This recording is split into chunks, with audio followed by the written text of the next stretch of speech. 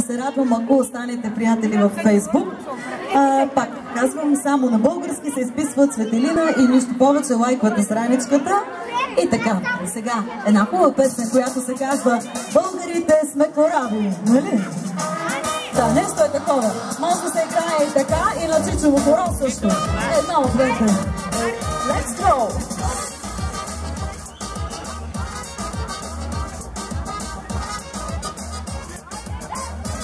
Браво! Имаме момче, което знае Чичовото хоро.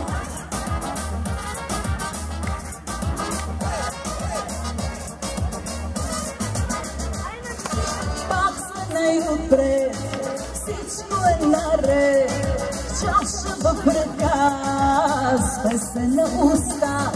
Пак сме най-добри, много ни върви, имаме късмет, здраве берекет.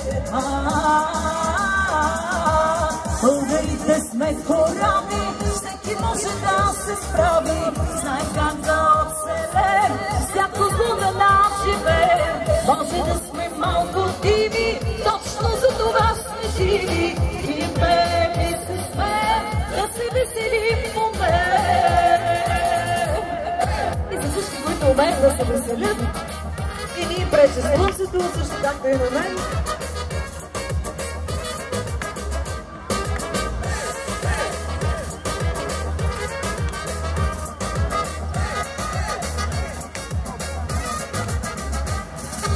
Чудят ни сега, оцеляхме пак, там си веселба, здрава работа, българинът знай, как да е до край, силен и издръжлив и да е щастлив. Българите сме кораби, всеки може да се справи, знаем как да оцелем, всяко зло да нас живеем. Може да сме малко диви, точно за това сме живи, и пеем и се смеем, да се веселим в момент.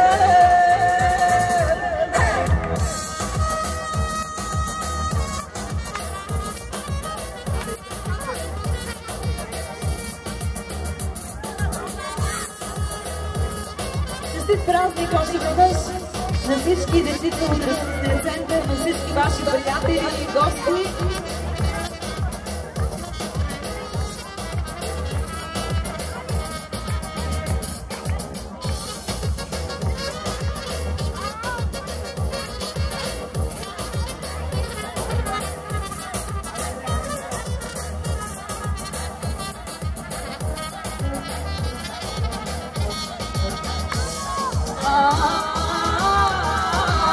Българите сме кораби, всеки може да се справи, знаем как да оцелем, всяко зло да нас живеем.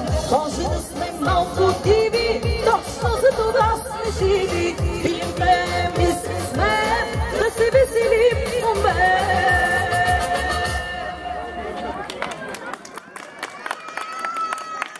Благодаря от все сърце. Благодаря ви за поканата. Наистина тайната в щастливия живот е да умеем да се веселим въпреки всичко. Бъдете заедно, бъдете ръка за ръка. Радвам се, че ще отнеса едни хубави спомени със себе си. Очаквам ви във Фейсбук. Нека да аплодираме шумно Цветелина! Колко шумно! Още! Цвети! Благодаря. Благодаря много от все сърце. Всеки един от вас, който иска да си закупи нейния албум, би могъл да го направи на пулта на специални цени. Скъпи приятели, с това се ориентираме към края на нашия празник. Видяхме, че Ресурсният център не само може да се организира празници, но може и да провокира хубавото време и идването на лятото. Затова благодаря ви на всички, че се изкарахме днес страхотно на вечерието на 1 юни. Сега има тук една финална част, а именно връчването на грамотите на всички участници. Затова ще помоля, който се чуе името от всички вас, да дойде тук. Първо купите